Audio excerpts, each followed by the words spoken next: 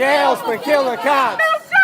No justice. No peace. No justice. No peace. No justice. No peace. No justice. No peace. Real quick, I'm gonna bring out Brother Mel, and like I said, he's been doing groundwork. He has his newspaper. He has a lot. Like I say, he has a lot of crowns that he wears. So, no further ado, Brother Mel. Mic check.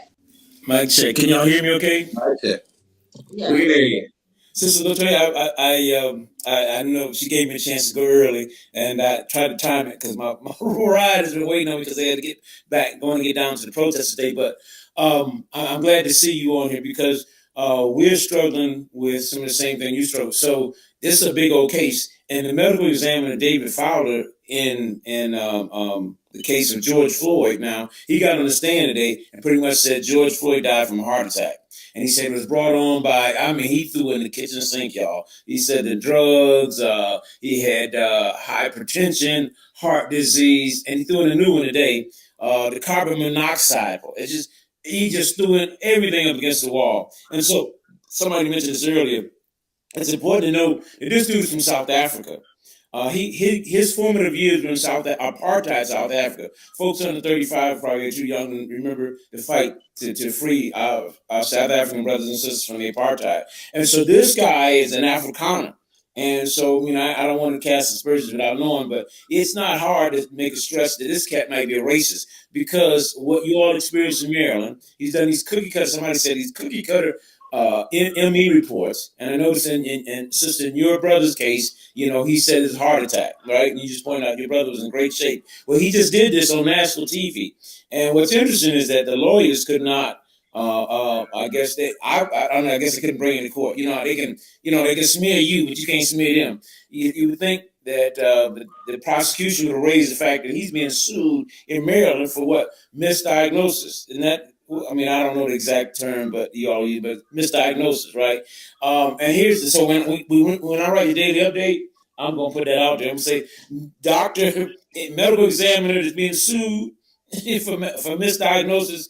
Takes stand in on the defensive side. That's what so people can get it right away because a lot of people don't know that this cat's not credible.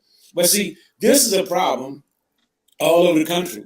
And now we have a chance to spotlight and write about this. We need to talk about this. The medical examiners are connected to the prosecution's office. And their job is to clear the cops. As Latoya knows now, their job, as you know as well, sister, their job is to clear the cops. That's why it's so hard to get a prosecution of them, because they're so busy putting together an examination or a finding that's consistent with what the system wants you to say, that it's hard for them to switch channel. It happened here too. The medical examiner, what's his name? Andrew Baker.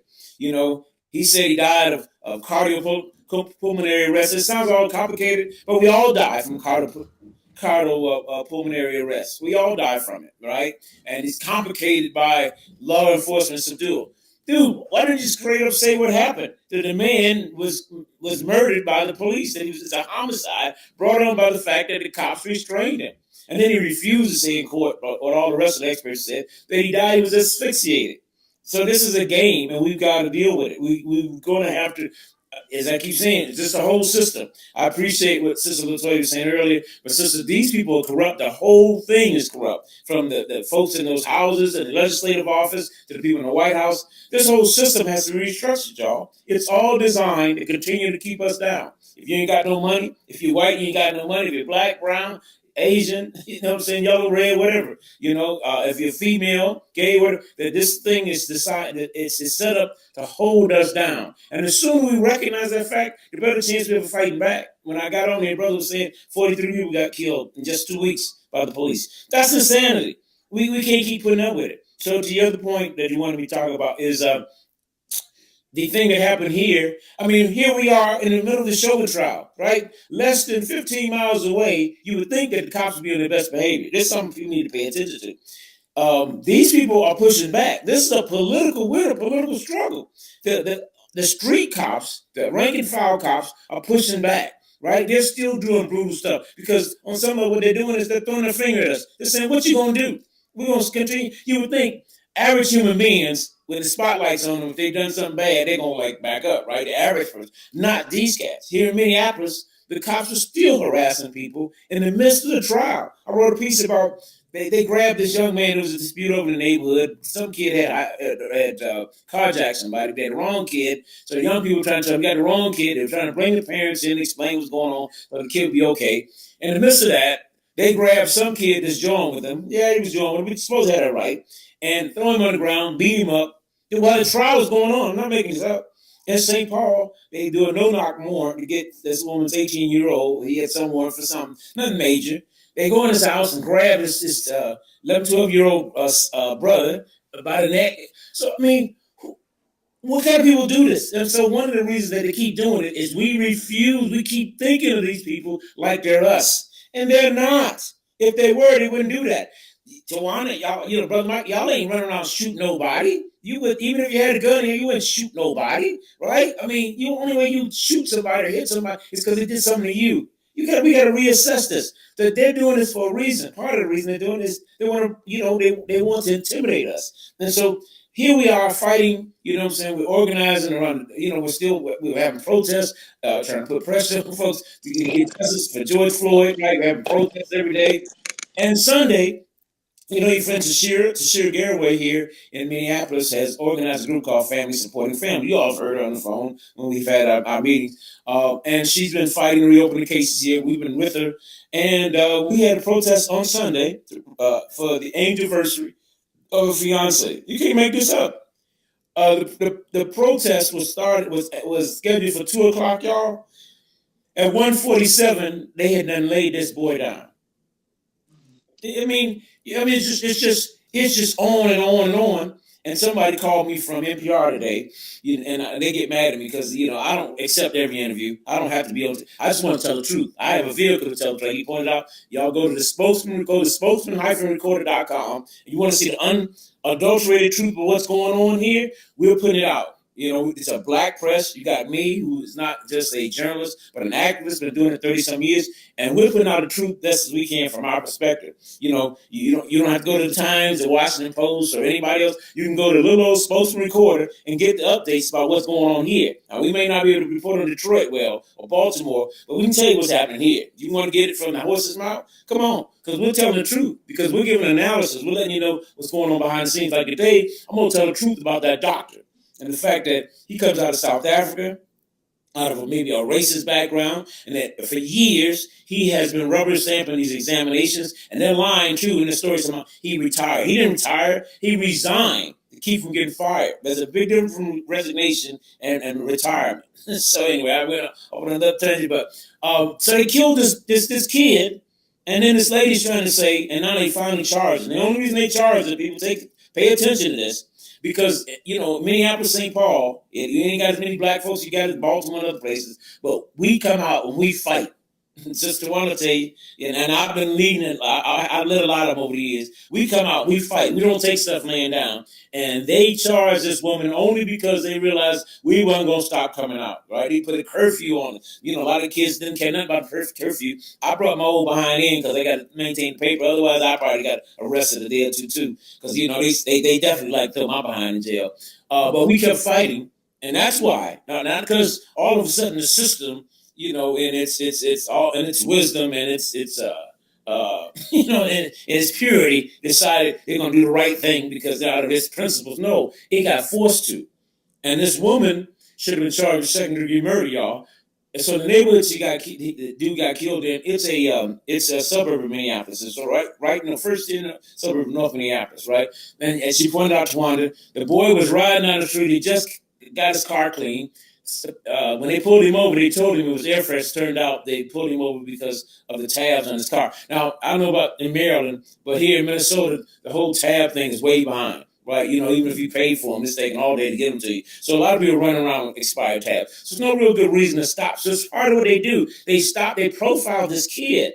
And then it gets crazy because they're trying, if you notice what the nation's what they're trying to do, they keep trying to cover themselves on some level.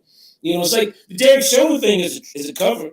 Right? It's like when Dylan Roof killed all those folks. If his trial is just a formality. Well, he killed him. As witnesses saw him kill him. This has been a formality. They make a big deal like Derek Chauvin has a case. You don't got no damn case. You know what I'm saying? He murdered that man. We all saw it. But okay, he has to have his day in court. But stop acting like, he's a real human being. If you watch him, Watch him at that. Watch him at that thing. Watch him. He's trying to act like a human being. I was in court with him. The dude gave me the creeps. That dude's a psychopath. Mic check, mic check. This is West Wednesday number 443. We are calling for justice for all victims of police violence. Mic check, mic check. Mic check. Mic check. Mic check.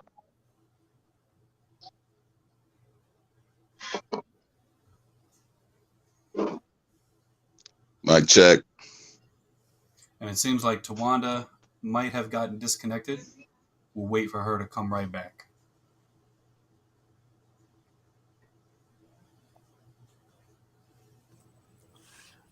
Brock or Johnny, while we're waiting, would you like to speak about Mel Reeves? Yeah, watching that clip, man, it just really reminds me of like Mel's fervor for the movement, and just like he knew now was the time, coming through so much and being so active over all these decades, and seeing Mel get excited about it, man, it just gives me a lot of flashbacks about the long nights organizing and him constantly writing for the spokesman. So, really appreciative of that video. I needed that.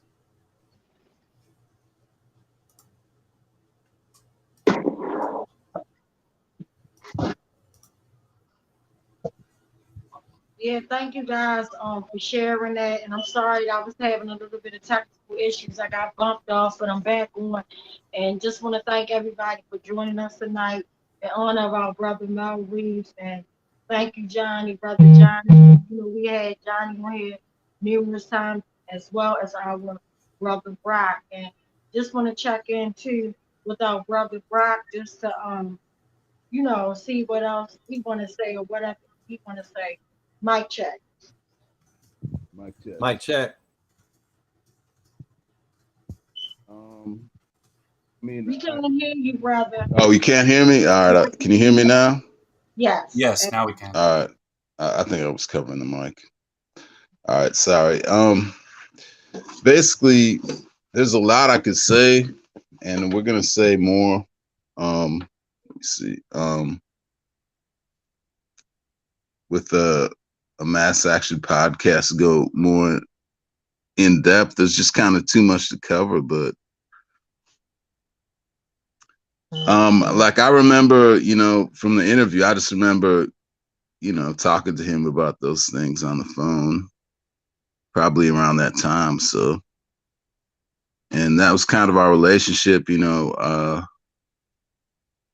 I would hear from him frequently, sometimes, I wouldn't, we would fall out of touch, but usually because there was, kind of a lull in activity, but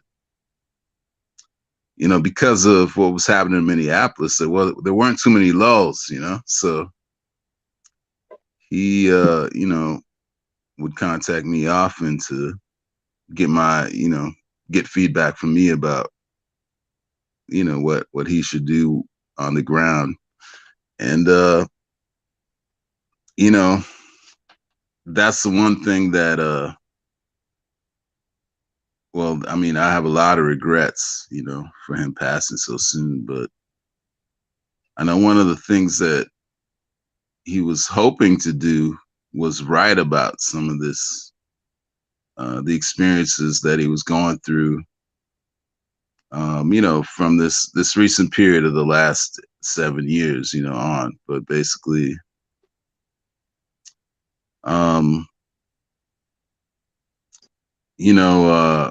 he has a lot of receipts, is all I can say. He has a lot of receipts, and not all of it was published in the Spokesman, and some of it he was hoping to write he was planning to write a book at some point, but there was always another struggle that broke out in the Twin Cities area. It was first the Jamar Clark case, and then later on the Philando Castile case, and then even after that, the Justin DeMond case, which he was involved in that.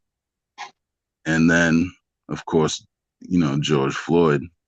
But there were a number of other, lesser known cases around that time. So there's so much I could say. But I guess that's what I'm gonna miss the most is just our regular conversations about what was going on in Minneapolis in particular, but also around the country, which we talked about as well. So, and we worked on a lot of stuff, as you know. But I would just say that I guess one other important thing about Mel for people to understand, if you didn't understand, because I'm in Boston with Mass Action Against Police Brutality, but I grew up in Minneapolis, came of age there, and I knew Mel from that period back in my youth. So for him, he's kind of in that sense really unique. There's not a lot in a lot of cities. I've lived in a few cities over the years, and I've been kind of active around issues like this, and there's not a lot of figures, that just keep, in the streets like that. And he was, kind of the last one. He was kind of the last one in Minneapolis for sure. So, or Twin Cities. So it's a big loss for them. But also, I think it's, as a whole, just to, we don't have too many people like that in the country that have a deep connection to the past and yet are so connected to what's going on right now. You know what I'm saying? So I guess that's definitely what made him unique. But I think it's kind of cool. I mean, it's really kind of crazy, but it's cool that for me, like knowing the fight from all those decades before this current era that he was a part of, and I was a part of it a little bit too. Just to see that he was able to contribute to this time period is really a gift, because there were a lot of casualties along the way, and some really great, incredible leaders we've lost, that everyone really should know about, like Mass Action Against Police Brutality itself is, kind of a product of Minneapolis and the tradition of the fight against police brutality there. A lot of the basic ideas were worked out there, especially the focus on prosecuting the police, and even the demand to reopen the cases came from there, from those days. Now Mel, he was a part of it, but there's another figure in the story that people really should know about, he's still around, but he's not active for health reasons, but he was a major figure working kind of like at the hip with Mel over the 90s and the early 2000s. And that's this brother, his name is Chris Nissen. And that's actually the brother who taught me, So I didn't really know Mel from those days. I knew Chris, but me and Mel reconnected, and the funny thing, we reconnected in Ferguson, of all places. I was coming from Boston. He was back in Minneapolis. And then we kind of, from that point on, kind of just started working together, because Chris was no longer active either. And we both knew him well, and he was a major figure in Twin Cities. And, so we were just kind of, of that same school, basically. So it was natural that we'd work together, and then it was just great that it happened. I'm grateful for that. Because, there's no one else like Mel. Now that he's gone, there's no one else like him. So, I'm really feeling the loss. I don't want to think about it too much. Get emotional, but So I just think that it just puts a premium on all of us to just appreciate those who are around us, who are fighting, whatever differences we may have with them. Because he got in a lot of conflicts with a lot of people, and a lot of it was undeserved in my opinion. But at the end of the day, we're all human beings out here trying to fight to make a difference, and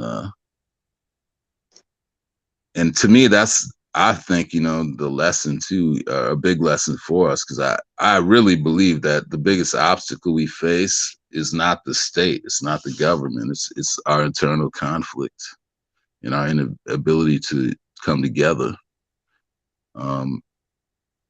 There was somebody who sang a kind of a song. I guess it was somebody on the scene there in Twin Cities that Mel like came to the tribute there, and she had this lyric that said, when we stand up, we've already won, And to me, I kind of believe that, like our biggest obstacle is our inability to kind of unite. But I think we're starting to learn more and more lessons about that, and hopefully, we can take some of that from Mel, because he was definitely somebody who I always tried to build a bridge. I felt to a fault sometimes. That was kind of my differences with Mel. A lot of times I felt like he shouldn't be dealing with some people that he kept the bridge open to. So what I will say with Mel is he worked very closely with us. He was very supportive of mass action. He really believed in what we were doing. And, without Mel's help, we would have never been able to do, all the things that we've done up to now. So he was essential in just helping us kind of, I guess, spread the kind of approach, or the ideas that we represent, or and the connections that we have. But really, it's kind of just a continuation of an effort that happened in Minneapolis in a funny way. So it kind of all came full circle, and it was pretty crazy to see the Mothers March happen in Minneapolis, and just so there's just kind of a lot of irony to the whole situation, and I really feel like he left too soon. I mean, we had plans. We were starting to really talk more than we had in the past, and try to figure out how we can really take advantage of this, what we both believe was a historic time that we're in, and so I hope, and that's what I feel, that I hope that we can, we're not wrong in that history is, we're on the verge of making some really incredible history together.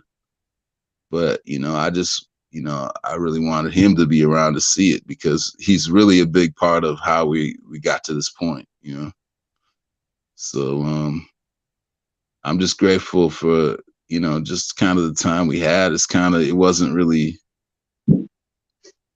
it could have easily not have happened, and yet through just this, these brief years, we were able to do some really important things, I think, that helped a lot of other people, and I'm really grateful for that. And I know a lot of people won't forget Mel, and it's just what hit me was just the outpouring that he got, because he really took a lot of lumps, when he was above ground, you know what I'm saying? So I'm just grateful he got a taste of that, but he didn't even really get a full taste of kind of the love that is, that's going his way. And I guess that's, another lesson for all of us, because, and that's why I respect him to the hilt, is, he fought to the end. and a lot of people do give up. A lot of people who know better, just whatever, for whatever reason, give up, get demoralized, live in denial, whatever it is, however they got to do to live out the rest of their lives. But we are never going to, change anything until we do fundamentally, believe that we can do it, and we have to be willing to pay that price, and a lot of people want their cake and eat it too, and that's a big, big obstacle we face right now, and it's part of our immaturity as a, just as a movement and as a people. Really is we don't understand the tasks that are before us. And hopefully we'll figure it out in time, before time runs out. But Mel knew, and Mel was actively building. That's why he was so, he communicated the urgency. He was very, for an old dude, we just marveled at that. How does he keep at it? Whether you agree with him or not, just the fact that he just kept at, I really respected that. And so that's all I got, that's what I'll say about Mel right now. But yeah, if there's a chance to help recover some of those receipts, there's a story to tell about how the movement developed in Minneapolis, once Mike Brown was killed, what it was like immediately before, and the figures that emerged, and all kinds of craziness that happened in Minneapolis, even before George Floyd. So there's a lot of stories to tell about the movement in Minneapolis, and there's a lot of challenges there too, especially with someone like Mel gone. But, I think, despite the challenges, it's one of the strongest cities in the country in terms of really the people that have been mobilized and the unity that's been built around demanding justice. Right? And, you had 2 convictions, are, some of the immediate fruits of that. So we'll see what the future holds.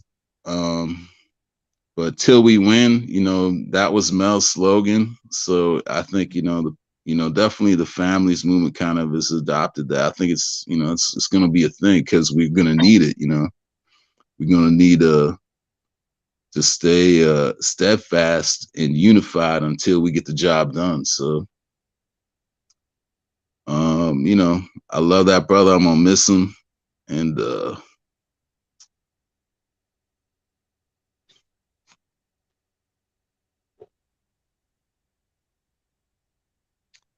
that's all I got. Till we win. Yeah, thank you so much for sharing that. And I want to check in real quick with our brother Johnny to see if anything else he want to share. And that was real beautiful, rap. And I just want to give like Mass Action a big shout out. And I'm glad you cleared it up where till we went, because I used to always hear him say that. And I see his big pretty smile. And he had the biggest, brightest smile that would brighten up your day. And every time we would wrap up, you couldn't even tell that he was going through anything. Because he would always like, till we win. I would always hear him say that all the time. So, yeah. So I'm going to check in with you, brother Johnny. Yeah. Brock hit it right on the head. I mean, Mel was always, a bridge to build this fight. He just didn't stop, and just seeing his fervor for the movement and his belief in it really was the time. And the only reason why I got to spend so much time with him was because of his late night conversations with Brock and figuring out how we can advance this movement on a more technical thought to it. You know what I mean? And in terms of building a mass movement, and man, no matter where we went, Mel got it done. Like, we spoke to the family that we needed to spoke to, and he was always instilling like courage and strength and the political knowledge. You know what I mean? Because when this happens to somebody, you don't really know what's going on, and he was able to put it in a way that was so simple You know, that was a way that anybody can really take it in, no matter what point you're at in the fight. And man, Mel did take his lumps, man. It was crazy. Like going out with Mel, like some people would ice him out, and I just feel like, man, like he did his part. Like, you know what I mean? Like I can't believe how many places like we've been, like how many marches just back to back to back, just tirelessly, just like, you know, got to do outreach, got to pass out these flyers, got to do whatever it takes. And you know, him, you know, going out still just trying to help people and advance this movement. Just you know, it really left me with something. You know what I mean? First of all, you know, it just seemed so sudden when he did leave, but you know, just knowing what it really takes. You know what I mean? If you really want to be in this fight and you really consider Mel was a revolutionary, you know, and if you really want to consider yourself a revolutionary, you know, you really have to, you know, think about, you know, the long run. It's his life. It wasn't, you know, a rally that he went out. It was his life. He went back home. He wrote about it. And he had receipts, especially, you know, during the George Floyd era. Things were going. Things were nuts during that area. You know, a lot of people were collecting money that, you know, weren't really um, a part of anything. And Mel was just in the middle of it, just trying to move everybody forward, always. And I'll always remember this. He used to say, he goes, you know, you gotta fight. You know what happens when you fight. You know what happens when you fight. Eventually, you win. And sitting across the table late night, you know what I mean, on these organizing calls with Brock and sometimes Tawana and Tony and just whoever was in on what we were doing to push the movement forward at that time. And he really believed that this was the time. So my prayer is that, like, hopefully, like, you know, everybody can come back to, like, you know what I mean, a Mel kind of thinking, you know, in some ways, in terms of reaching out and really pushing this mass movement forward and being selfless. That guy was very selfless, you know what I mean? He's very humble the way he lived his life, and it was all for the movement. So that's a lesson I definitely took out of Mel's life, and I know for me, that impact that, you know, I know Mel for like 7 years, 6, 7 years. Just uh, he can never be forgotten with me. Like he was great. Yes. So till we win, you know, we're gonna win. And he really believed that. He believed that the time is now. So I mean, if you're out there, you know what I mean. We don't got too many coming up from, like, you know what I mean. Next generation, we don't got too many leaders like this left. You know what I mean. We really don't. And you know, we got to cherish the time we got with them. You know what I mean. You know, the youth for strength, and, you know, the elders for planning. So I mean, hopefully this draws everybody back in the fight, and know that we're this close. You know, we're seeing prosecutions finally, and it seems like there's a lull just because people are not on the streets. So yeah, till we win. Yes, absolutely. Till we win. And I just want to add about Mel. First of all, I want to send my deepest heartfelt condolences out to his family, just out to everybody. And just knowing being in this movement and how ugly it is, people only see like some of the good things or whatever, but they don't see when people are being mean. The same people you're fighting for, are fighting with you. And you're like, wait a minute, what in the world? They don't see that side. So I just wanted to say, like, to actually endure that foolishness and still just stay focused. Mel is a true example of just staying focused, like on what your goal is, not like entertaining the foolishness. And every time he would send any of the mothers in the movement a message, or any of the sisters or any of us a message, he would always say, I'm doing this from my heart, you know, and he literally meant that. Like, it wasn't nothing like, he wasn't doing it for a paycheck, he wasn't doing it for notoriety. He literally did things from the heart. And I don't know if you guys got a chance to go to his homecoming, his funeral and whatnot. But it was so sad, but so beautiful. Like every part of it, you could take something away. And the part that I really took away too was when his son spoke. Like literally, his son was like, and I know how that feel because I know how my kids are. Like, you know, everybody know you as Wanda, whatever, whatever. But I want you as mommy. Like I felt everything that his son said on all levels. Like everything just was so beautiful from the singing to the spoken words, just to everything, like literally everything. And I'm like, he deserved it. And it was almost to me like when I spoke to Brock that morning, when Brock confirmed to me that, yeah, he did pass away. And I was like breaking down crying because I was on my sick bed when I called our brother Brock. Just like, no, please say it ain't so. But what Brock said made a lot of sense. He was like, I really believe that he pretty much stayed alive for all of us, like made it through the new year just to be like, you know, and even there going through what he was going through.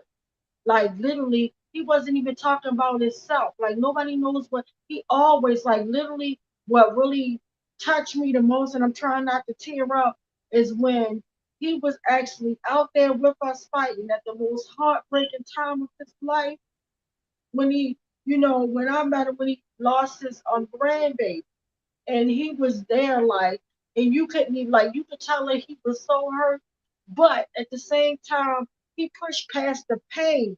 He literally pushed past the pain just to present to us and tell us facts on how to win and stick together and show love, and that it, to me is remarkable. And I just remember like things that I done seen and did in the fight, like literally, and it's hard for me because I'm really going through something right now because tomorrow will be a year since my cousin was murdered and my family don't have any answers or anything. But when you give like this and nobody's paying you, people need to honor that. Like literally, that was the hardest West Plan thing for me. Like to come when I cried my eyes out all day after getting horrible news. Like I'm on the news, talking about the killer cops that killed my brother and about how dirty this system is. I'm like, yeah, we're gonna win. I'm feeling that we're gonna win, sell blocks to killer cops. And literally 39 minutes later, my cousin's calling me screaming, talking about my cousin just got shot. And I'm like, hell no, like in disbelief. Like, so then I actually really know that okay, you lost a loved one. Literally, your loved one is gone, and then you still gotta come present to the world about how to fight this fight. That's nobody never asked for that. Like literally, so I'm just thinking about, and I don't know what it feels. I don't ever want to know what it feels like to lose a child, a grandchild. Like I'm not a grandmother, so I hope to be one day. But I would never want to lose a grandchild or one of my children. But so when I see fighters do that, it's hard. Like it damn near killed me to lose my brother, who's like a father to me. But I just wanted to say we need to literally keep the male image. Like respect people while they're there instead of us attacking them. You don't know what's going on in somebody's life. And for people to take their time and give to this nasty movement that none of us signed up to. Nobody signed up and say, I want to be a part of this club. No one. No mother, no sister, no one. But for, and I just feel so bad because I know and I literally bear witness some people being disrespectful to our brother Mel. Like it was heartbreaking to me, like just to see like people say and do those things when we had angel right in front of us and we didn't even realize it. So some of us realized it, but the ones that should have realized it, they didn't realize it. So I'm just telling y'all, just moving forward, and anybody that's listening to me right now, please be a mouth. Please be a mouth. Somebody that just cares and love and stays focused. Because guess what? At the end of the day, we come into this world, and at the end of the day, we all got to leave this world, and we don't know when. We can say like it was so short, it was long. We don't know when. So we know that we have work to do, and let's just do this work and let's love and respect each other, even if we don't agree with each other. Even if we don't agree with each other, we can agree to disagree, but keep it moving and stay focused to knocking down this dirty system, what our brother Mel talked about. Mic check. Mike check.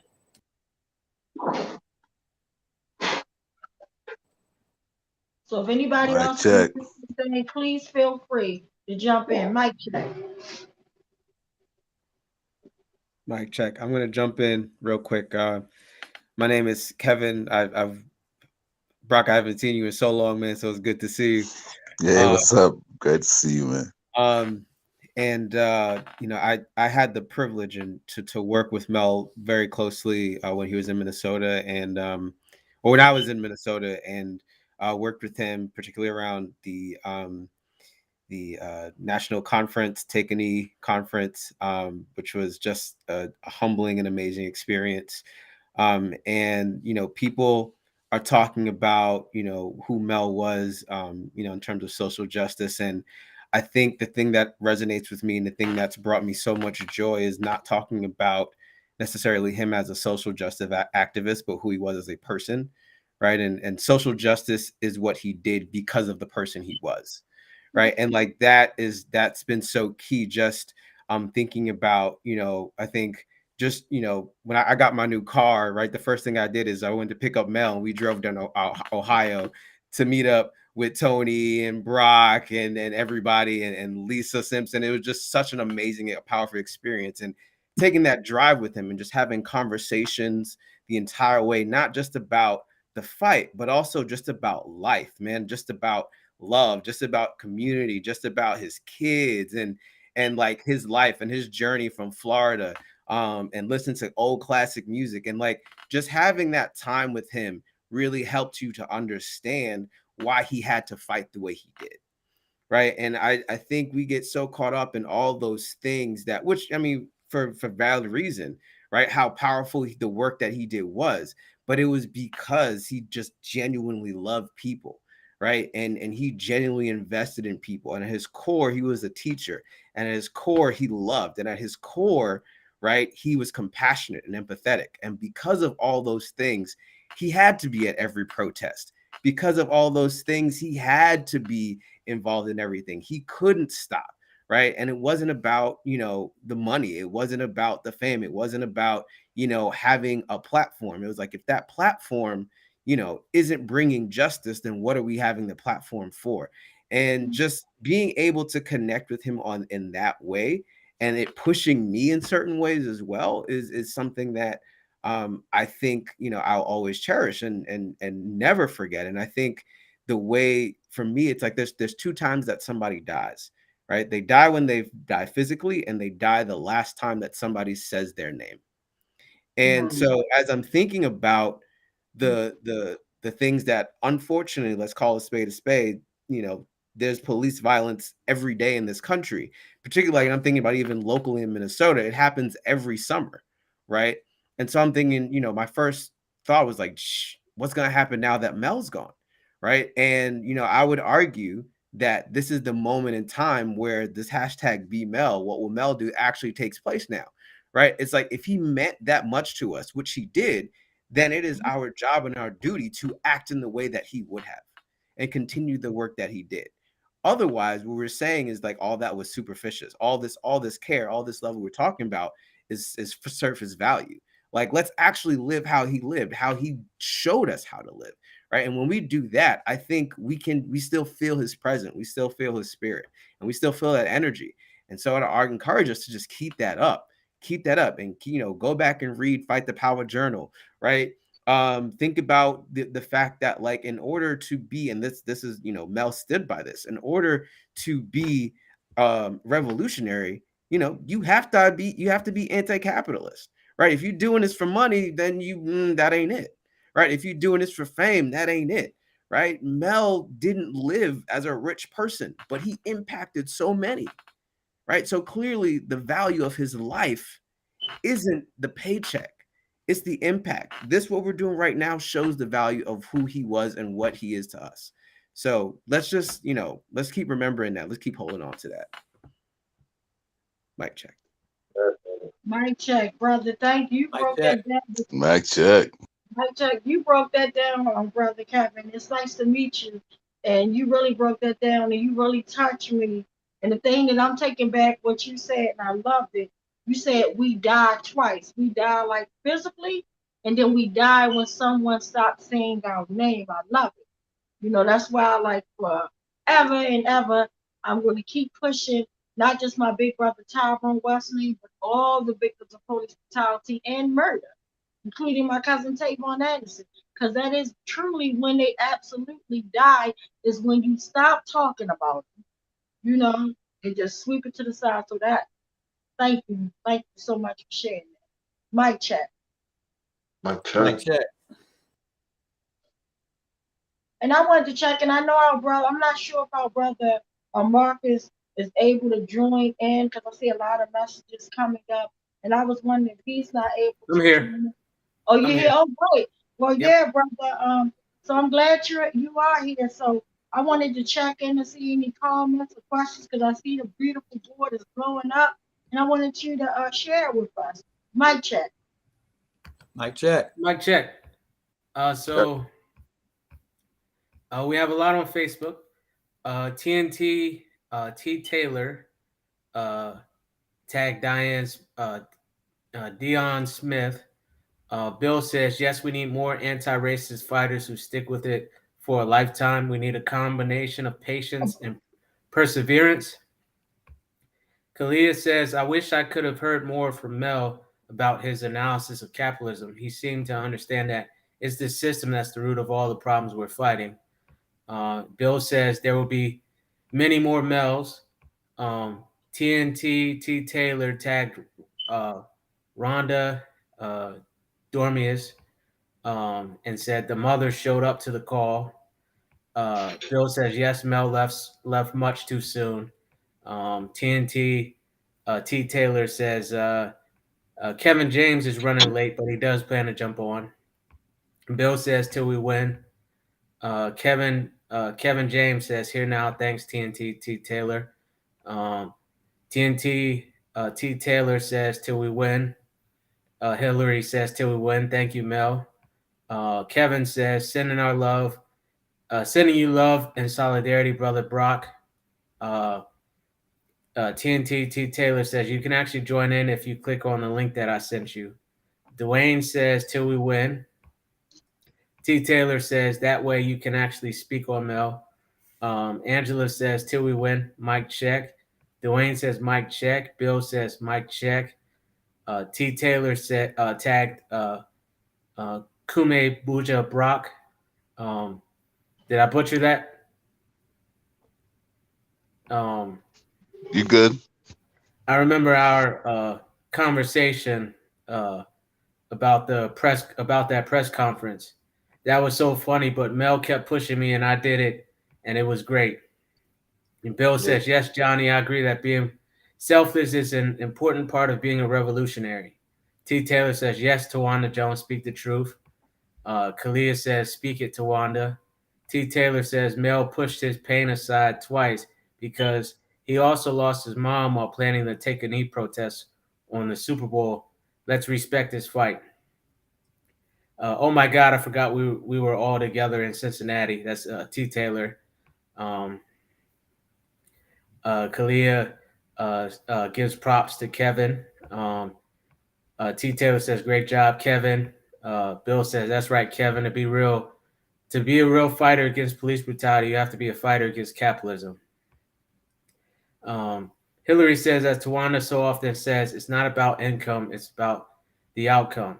So much of what you say about Mel reminds me of Tawanda Jones, kindred spirits. Bruce says, good evening, everyone. Sorry to be late. Emily Gonzalez says, thank you to T. Taylor. And Kevin says, you can find Mel's writings at fightthepowerjournal.wordpress.com. And on YouTube, Smiley says, mic check. AC Britt shares her love and says, a true warrior spirit. Smiley says, rest in power, Mel Reeves. AC Britt says, still sending messages from the hospital. A truly amazing man. Hashtag BMel. Hashtag mic check. Channel his spirit. I love all of what Kevin is saying.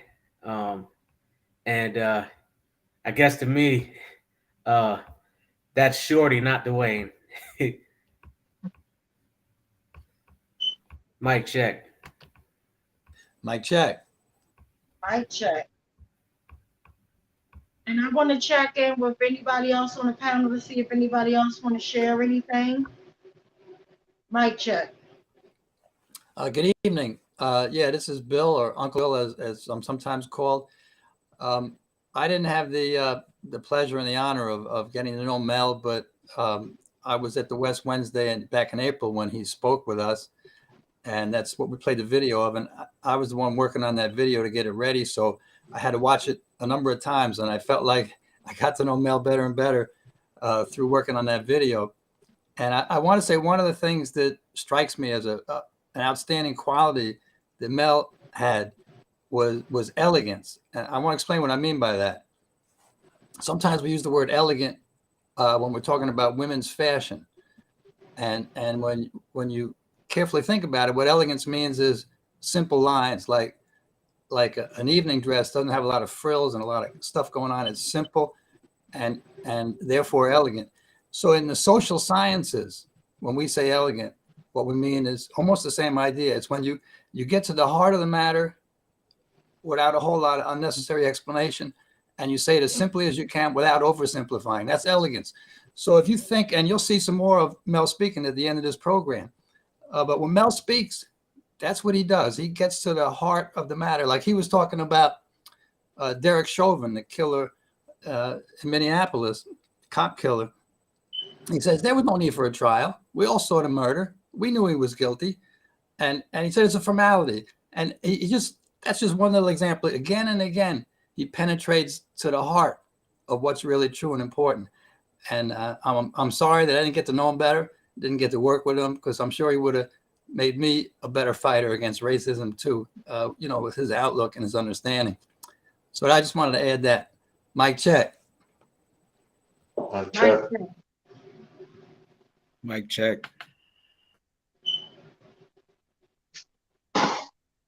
So I definitely want to thank you Mic guys. check. And I want to check in with anybody. I want to check in to see if, Brock, to see if Kevin or Johnny wanted to share anything else that they wanted to share at this time. Mic check. Mic check. And I just wanted to remind anybody who's just tuning in, today we are dedicating this West Wednesday to honoring Mel Reeves, who has passed on, and we are sharing our memories of him.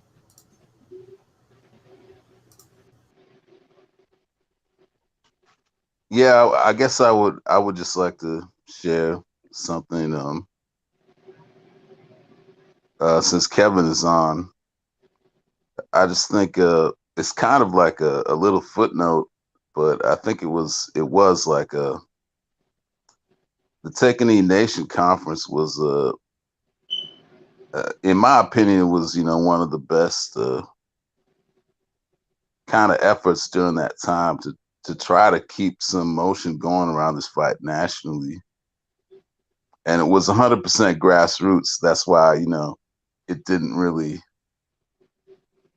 a lot of people probably didn't hear about it, but it was a great example of what, what's possible if you have, people willing to think outside the box and try to take advantage of a moment. And the reason why it was significant is, and this was also part of our relationship. We would talk regularly when there was fights breaking out, and there was a few national fights that broke out in Minneapolis, in the Twin Cities, before George Floyd. And so I would talk to Mel regularly around Jamar Clark fight. If people remember, they occupied the jail in North Minneapolis for like 18 days. It was a really crazy situation, and like some of the protesters got shot. And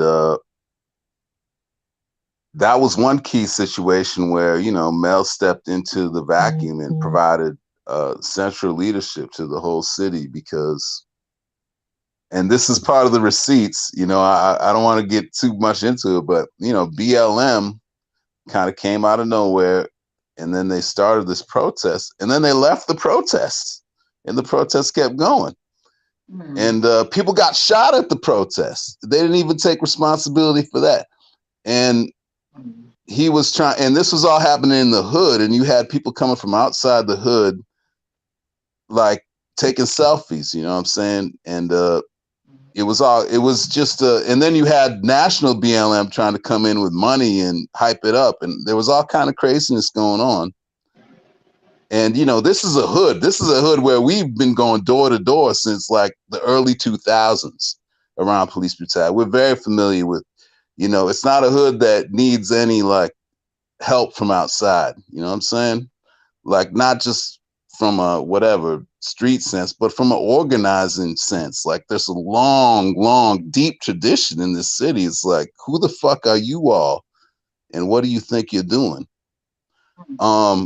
But anyways, out of that, Mel was able to engineer and, you know, launch the Twin Cities Coalition for Jamar Clark. And they started a march to take the situation from this kind of like this basically, you know, this performative action in front of the police station, you know, which was like a magnet for all kind of provocateurs.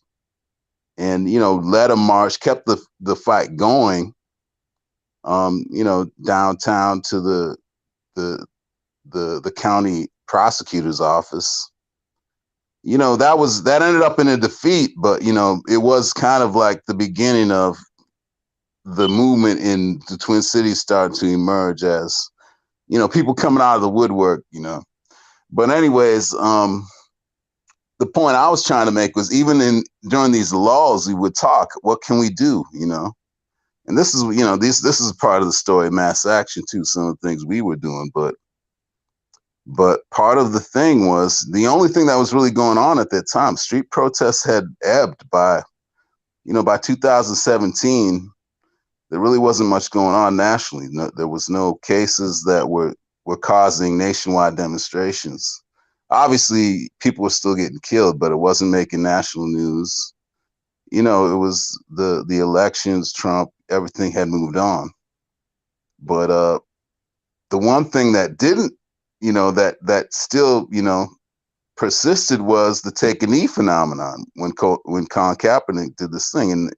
And we sensed, you know, the political significance of it. We want to get that restarted, but the key thing wasn't that, you know, NFL players were taking knee. The key thing is that middle school kids across the country and like elementary kids were taking a knee. That was what they were. That is why they had to kill that protest. Those were the things that we discussed at the conference. But the thing was, with no budget, with no like backing, you know, we were able to pull together this conference just because by chance during the height of this protest thing, when there was no street protests really going on,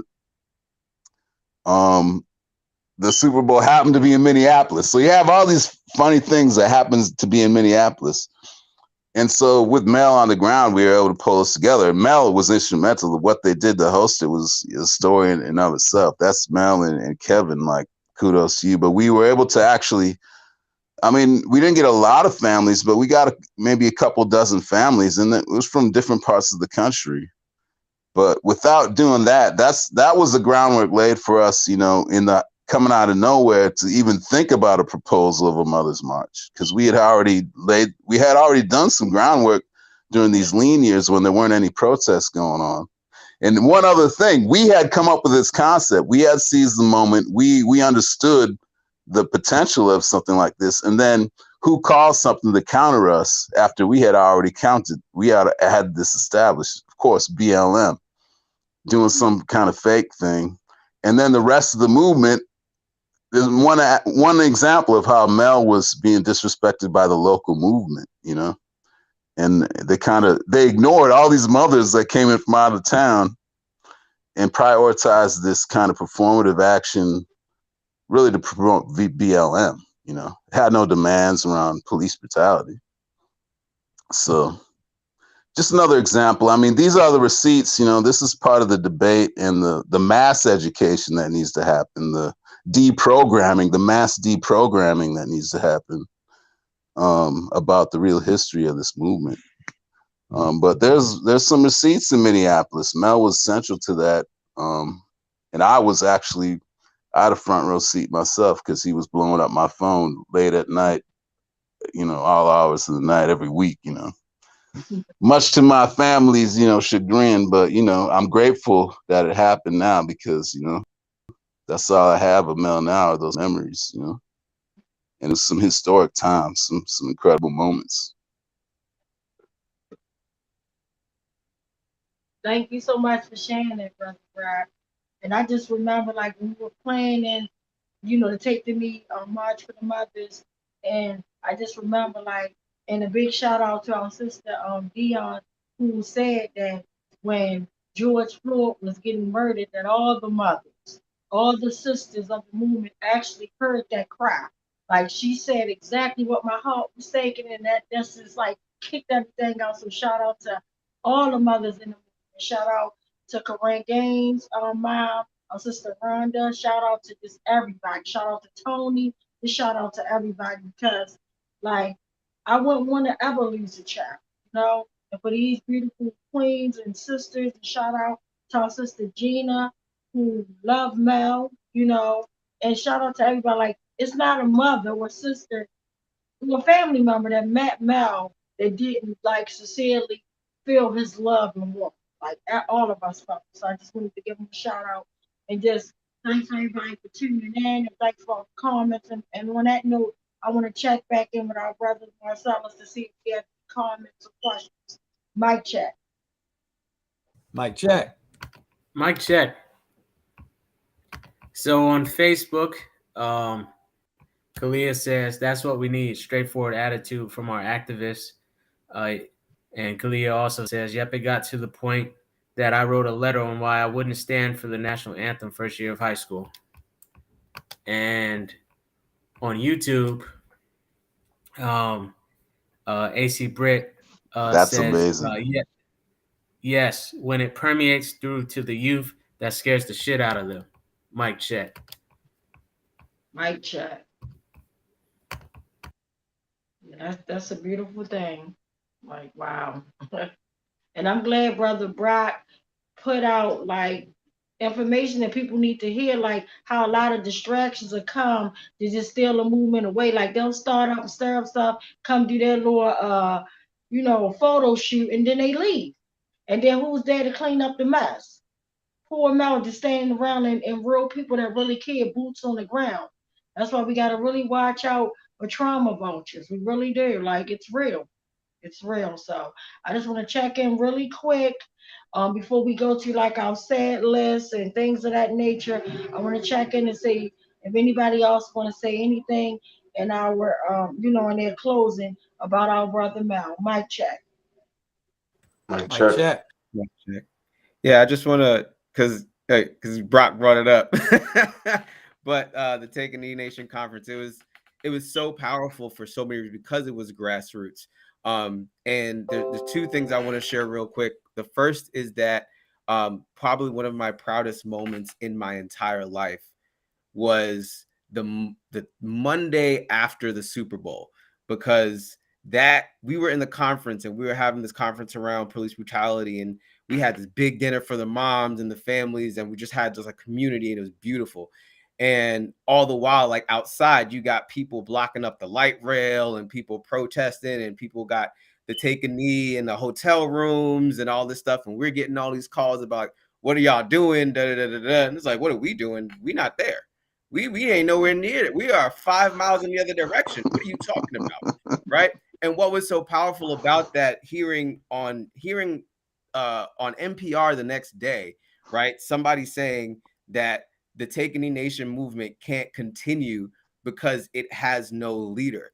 And why that was important to me is like, no, because you think the movement is a person, right? And like, that's why it will succeed, because what you don't understand is all those people that were going around Minnesota talking about Take a Knee, even as performative as it was, that had nothing to do with the people that actually put it together. Right. But there was an understanding that there was something going on here and we all wanted to be a part of it. And what you're scared of is the power of a group of people, as opposed to being able to take out one person and you don't know who that person is. That's the truth. And so, like, that was so enriching and so powerful. And then the second thing I wanted to share, similar to that vein, and also to what Brock was saying about, you know, the vultures that come, was that Mel and I have been trying so hard to get people to attend that conference for months. For months, we have been working, calling people, hey, we're doing this, had a website, had the GoFundMe, driving around Minneapolis, giving out flyers. And, you know, so many people who have weight and whose name has merit didn't want anything to do with it, right? Until the first day of the conference was the Saturday, and the Pioneer Press showed up, Star Tribune showed up, you know, all these different newscasters showed up, and then like they was in the paper, right? And I remember that day, sister who's not here, Olivia, she's about 20. She was about 20 at the time. She was at Augsburg. She did a fantastic opening speech. It was dropped. It was amazing, right? And so Mel looked at me and said, all right, Kev, you gonna get tomorrow. And Mel had a preference. He always tried to make me speak. That's why I'm comfortable doing this now. I hated it. He would always make me speak, always. And so I didn't want to do it. But, you know, I looked at what was going on, and I was like, I went home that night and I put it together, and I came back the next day, and all these people now that we have been trying to get to come decided to show up, right? Because they saw it in the paper yesterday, because they saw it online yesterday. And so the speeches I made to them was like, I'm sorry, why are we sitting here validating ourselves with systems and people that have continuously been framed to invalidate us in the first place? I thought the reason that we were here were the families. I thought the reason that we were here were community. I thought that was the work. So why do we get happy when we saw the Pioneer Press show up? I thought they was the ones who was the problem, right? We need to reframe what's really important, right? And like all of that just came from the fact that, you know, this conference was built off of teaching. It was built off of community. It was built off of the weekly meetings that myself and Mel and other students, like local youth, that were just sitting down and reading and discussing politics, discussing privilege, discussing reading, discussing the Black Panthers, having all these discussions, right? And so it's like we were doing all that prep, right? So that when it came time to act, we already had it. We already knew. We were already connected, right? We were already taught, right? And if we're going to talk about all this action and talk about representing Mel, what we need to do is start learning, right? Before we jump out in the street, we need to start having these real hard discussions with ourselves. We need to look at our value system. We need to go back and pick up Fred Hampton. We need to go back and pick up Bobby Seale. We need to go back and pick up Angela Davis, right? And then when the time comes, as we always know it will, then we'll be able to do what Mel did, right? What Mel showed, right? And then when all them other people come with all their hoopla with no substance, right? Whether that be BLM, whether that be Al Sharpton, whether that be whoever the heck it is, right? Then it don't matter, right? Because at the end of the day, the connections that we make with each other are the things that are going to break us through. The connections that I made with Brock, that I made with Tony, that I made with Dion, that I made with Lisa Simpson. Those are the relationships. That's where the power lies. And as long as we remember that, we Gucci. We gonna be fine. We gonna be straight. Love it, yes. So I'm gonna check back in real quick because I see some more comments and questions. Mark, so I'm gonna check back in. Mic check. Mic check. Mic check. So on Facebook, we have Bill who says, always learning something new about your political development, Kalia. Didn't know you wrote a letter about why you wouldn't stand for patriotic exercises. You go. Bill and Kalia tags Bill's saying smile. And there's no new comments on YouTube. Mic check. Mic check. Well, so again, I want to thank you guys, and I hope you guys stay tuned because the like we said, we started with a video, a 10-minute video of our brother Mel. We're gonna close out with that, but before we do, I just want to give my sister Tracy a big shout out, and just sending love to her because today is her brother's heavenly birthday, and it's said that our loved ones have to have heavenly birthdays when they should be right here on earth to celebrate with us. Her brother Leonard Shan was killed, and I know this is a traumatic time. Just every time we come up with holidays, just every day, just not having your loved ones here is really heartbreaking. So I want to give a big shout out to her. I also want to give a big shout out to my sister Angela because today is her twin brother James and John's birthday, and her brother John was murdered in 1994, and today would have been his 54th birthday. So she has to too celebrate a heavenly birthday when her brother John should be here as well. So anybody that's going through, I'm just sending you guys love, healing, and peace. Um, I don't get joy out of everything. Introducing you guys to a sad list of homicides that's in our city. I don't get joy or honor out of reading all the victims of police brutality. It's just really sad. But I just wanted to just say we're in times where we gotta love on people and just be a Mel, like Mel poured into all of our lives as an owner. Sometimes you don't even realize you have angels on earth that sat right and work right next to you. They may be the person that waits on you at a restaurant. They may be the person that's at the hospital giving you your COVID test or your COVID shot. You just never know when we have an angel among us. So we need to cherish those angels. And I was glad it made my day when I read on Mel's page that I saw he took a picture of himself. He had a tube in his nose, sad, but he also took a picture of his flowers. Yes, he got his flowers while he was on earth. So shout out to whoever gave him those flowers and let him feel that love as he was landing. He was happy about the flowers.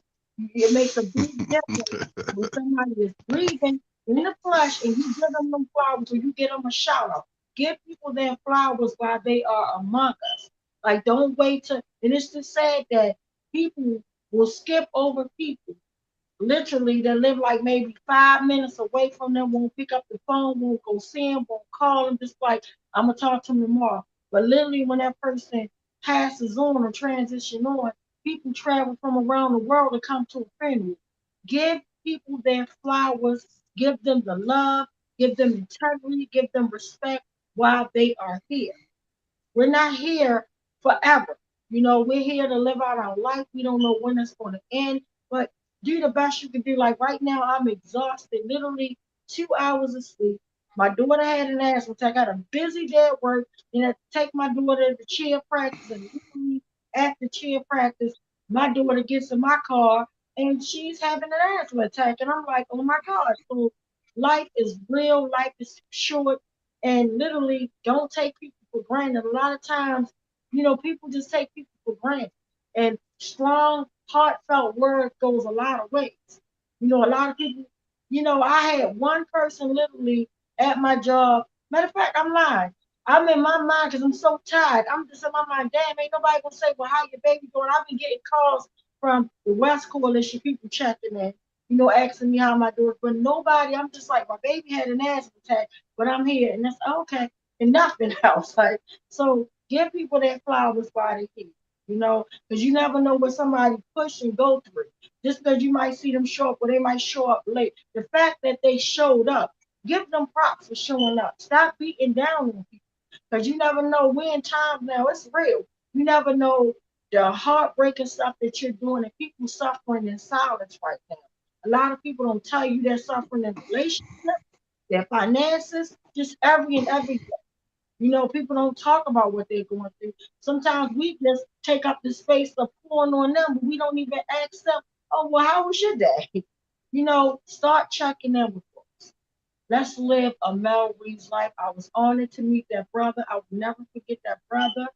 And I'm just, again, praying for his family. And I'm just praying that everybody can take on his spirit and let's do the work like my brother Kevin said, who I just met not even a whole hour ago.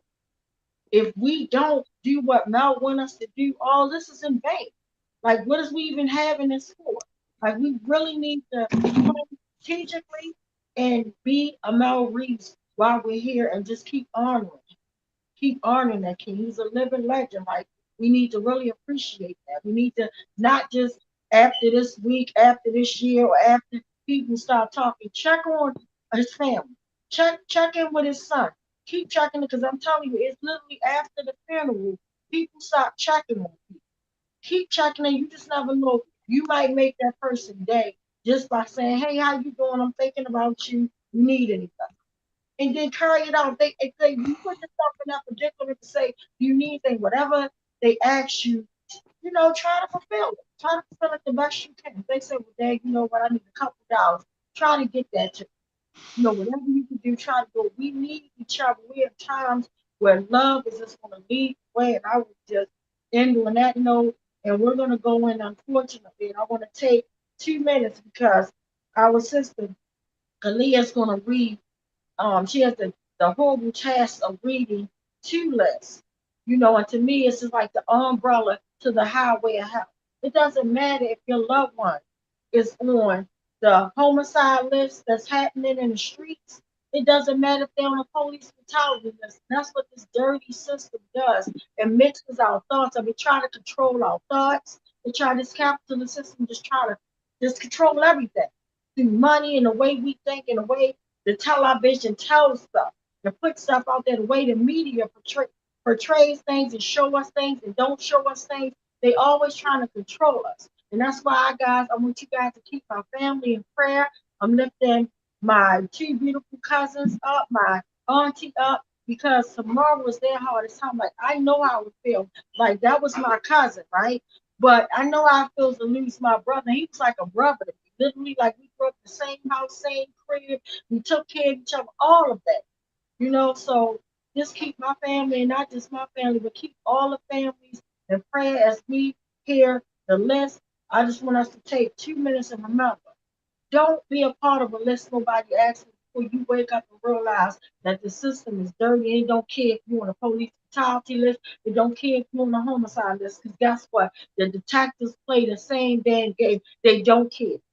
All they care about is who they're protecting. And say it's the complexion. The complexion is the connection. They don't care about brown and black folks. And they don't even care about Caucasian folks if their money not right. It's just sad and it's disgusting. But to me, a life is a life. And it's just sad the way we're right, literally not even a whole month into the new year, and it's a homicide list that's just running wild. And then on the homicide list, none of these cases are solved. On the list that she's going to read tonight, ask me how many cases have been solved on that list. 0. Zip. But I just want to tell you, be clear, because it don't matter when the family is grieving. A homicide is a homicide, but the difference is, the only terrible difference is, when these killer cops kill us, we know who they are, we know what they do, we know what they did, and guess what? They get a smack on the butt. They get to come toward us. They get pay raises. They don't, they get pay raises while they so-called investigate. And they get to come try to intimidate us and do all type of foolishness. So that's the difference. Like, literally, if we had community violence happen and you had somebody to testify and say what they saw or whatever, you probably would never see the person again. But with these killer cops, you got to fight like hell just to get anything. And we have nothing. And literally, like, even on Marilyn Mosby Tendra, it didn't happen when my brother got killed. But the fact that there's no statutory limit on murder, why hasn't she prosecuted any of the killer cops that murdered Tyrone West? Why is the cops that murdered Anthony Anderson still walking the street with pay raises and promotions? Why is my sister Angela not with the autopsy report? Why is the Killerman Zimmerman still out here working on the task force after they executed a man in his home?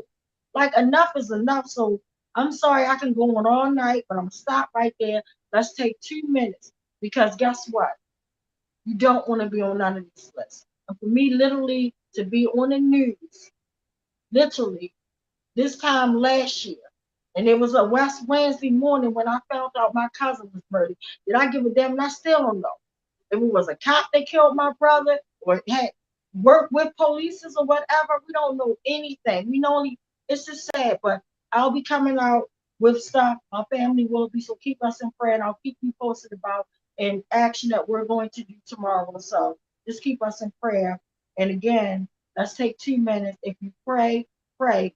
If you just a wishful think or however your mind pray, we need to, like our brother Kevin said, we need to do something about what's going on, because this will be totally in vain and insane for us to keep on doing the same things and letting them just keep killing us, letting them kill us. It's the highway hell. It doesn't matter what street or lane you take. The fact that you end up and someone is dead, gone, life cut short, murdered, that's a big problem. And nobody's doing that, but they're just playing us. Why don't they stand up and fight against all? We give a damn about all that, because guess what? We have too much to worry about. We should not worry about if our children or even one of us is going to be hit with a stray bullet, because bullets don't have names. We shouldn't have to worry about if a cop is going to pull our child over or come in our house and execute us without a warrant. We need accountability for all the victims of police brutality. We need accountability for all the victims of community violence. So let's take these 2 minutes of silence. Mic check.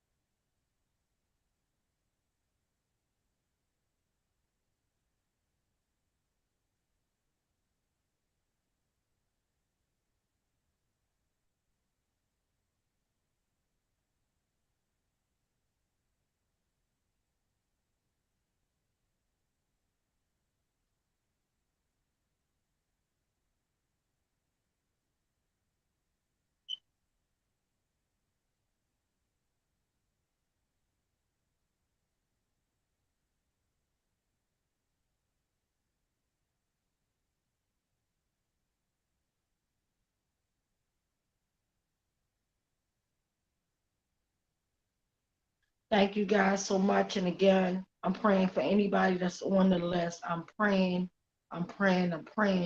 Enough is enough. And we need cell blocks for killer cops. We need cell blocks for people that want to commit a murder. We in times now that right now the media is actually just making a mockery of our pain. They don't give a damn that somebody's house got burnt down. Thank God the young lady survived. They just give a damn about pushing their narrative and saying, oh, we got the criminals talking about they ain't getting enough time. They want to over incarcerate everything. They want to over police everything. But that's not even the answer. That's not even the answer. Enough is enough. So before our sister Queen reads this off, I just wanted to again send my deepest heartfelt condolences to anybody that's on this list. And then, to be honest, the list that's going to come in the next day, this day, today, right now, today, somebody's getting killed by the police. Right now, today, someone got murdered in our city, even if they're not on the list. Right now, today, even in your city, if you're not in Baltimore City, if you're in Philadelphia, wherever you are, right? Somebody got murdered. And that is heartbreaking. That is not an act of God. So thank you. Mic check. Mic check. Mic check. Before I start, does everybody can everybody hear me well? Yes. All right. Thank you, Tawanda. I have to say I wasn't here live for the first tribute to Mel, but I watched the whole thing the day after, as well as the funeral service for him. I watched that earlier this morning, and I just wish more and more I could have known him. I know I would have gotten so many great lessons from him. So I'm just glad we were able to do this for him and his family. Just a way to keep his memory alive. All right, now with the community violence list, there are 2 names, and I don't believe this is completely up to date, but they're both the same age. So just repeat their names after me, please. Justin Anthony, 29. Justin Anthony. Justin 29. Anthony. And Andre Dorsey, 29. Andre Andre Dorsey, 29. And now this is the list of the lives taken from police brutality. Shot on January 4th in Paulden, Arizona, Carl Shade, 53. Carl Carl J. 53. Shot January 4th in a house in Philadelphia, Pennsylvania. Unidentified person, Ashe. Ashe. Shay. Shot January 4th in Bahama, North Carolina. Stephanie Wilson, 28. Stephanie Wilson. 28. Shot January 10th in an apartment in Las Vegas. Isaiah Tyree Williams, 19. Isaiah Tyree Williams, 19. 19. Shot January in a store in San Diego, California. Isaac Andrade, 21. Isaiah Andrade, 21. Shot January 12th in a gas station in Durham, North Carolina. Charles Walker PK, 51. Charles Walker PK, PK. 51. And finally, shot January 13th in Fresno, California. Unidentified person, Ashe. Ashe. Well, again, thank you guys. Thank the West Coalition. Thank our brother Ben for bringing this to us. Thank our Uncle Bill putting the video of Mel together. Thank our brother Ryan for even making this happen. Just the smallest donation to say, you know what, not only am I going to take the efforts of making sure you guys give back unlimited. This is how the capitalist system works. Like everything is crystal clear. We didn't get bumped off anything once you pay a couple of dollars. And that's to say, we got the low budget end of the stick, and it's sad because a lot of people don't have money and not able to afford things. But as we started off with our brother Mel, I want you guys to just listen. I want you to take on that spirit. And again, if anybody is suffering in silence, I'm only a phone call away. You can hit me up on Facebook. I will be there. We can cry together. I'm going to pray. I'm a warrior sister, so I'm going to pray for you. And we can just think of some things. And just a big shout out to my sister Nicole, who not only buried her father-in-law, but she had to bury, turn around 2 weeks later and bury her baby girl.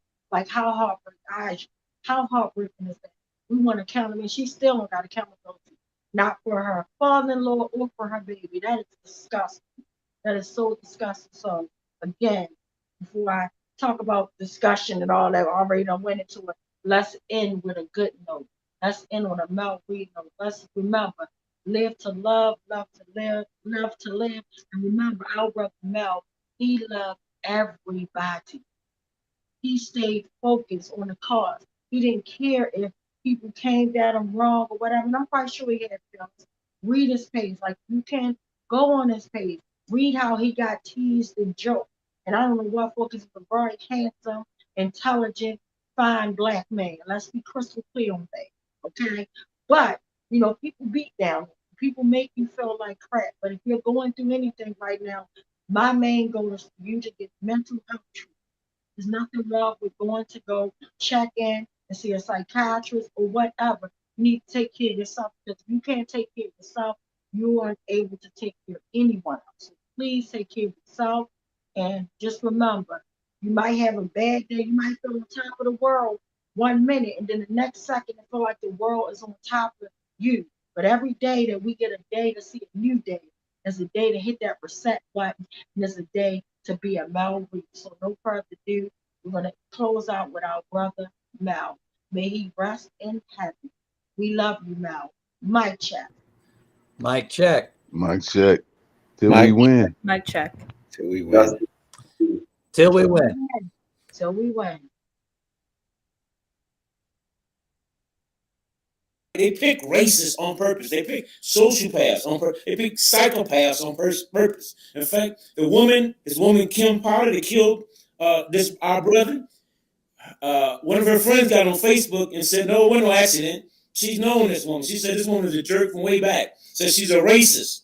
And when she got on the force, yes, I'm here in the middle. I'm going to tell y'all the truth. That's why I said, read our stuff. That she's a racist.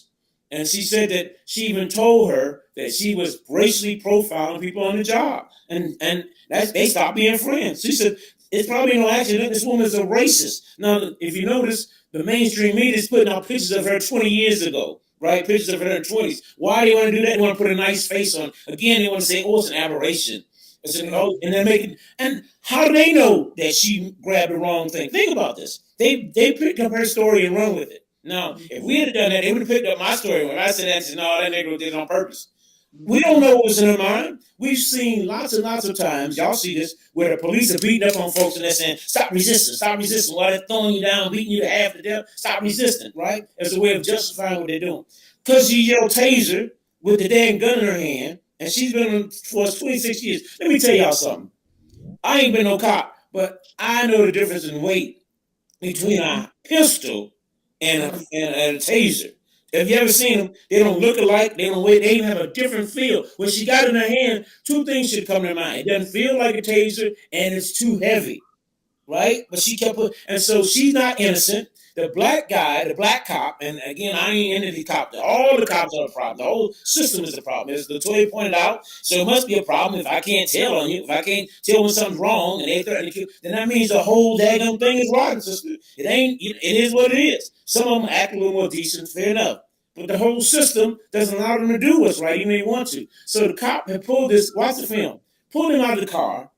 The black cop had him under control, right? He was cooperating, putting his arms behind his back, and all of a sudden, this white woman runs up and does something to him. Remember, she runs up on him. I don't know, it moves too fast, but she started this. He was okay. And you notice MSM keeps talking about there was a scuffle. There was no scuffle. He was cooperating. She started the scuffle. She rushed in there and pushed him. I don't know why, what she was doing. Maybe she thought she saw, she should, I think she was trying to pat him down for weapons or something like that, and he pulled away. But remember, she rushes in. He's fine. Look at the film. Break it down. He's okay. He's giving himself up for some foolish warrant. Turns out, y'all, he didn't even have a warrant. He had some misdemeanor deal, but they had sent the summons to the wrong daggum address. So this thing is tragic on top of tragic. And so anyway, when you see it, when she pulls out the gun, she's yelling taser. Just because she's yelling taser don't mean she's tasing him. We gotta push back on that. We need to write about it and push back on this idea that this was an accident. Just because she said it was an accident, because her chief said, because the white folks said it's an accident, we supposed to believe it. And they put this picture out so you sympathize with it. You see the picture go to our site, go to Spokesman Recorder, look at the picture we got of her, right? It's an update picture, a picture looking like who she really is. So anyway, so they're trying to paint this picture of this woman that just accidentally, they ain't been doing an accident. When they killed your brother's sister one, that wasn't no accident. They killed your brother, sister Latoya, it wasn't no accident. You don't want to say it's an accident. No, man. I'm gonna tell you something. I tell people this all the time. If you do something to me, you hit me and say, "Oh, excuse me, Brother Mel." All right. Hit me again and say, "Oh, excuse me, Brother Mel."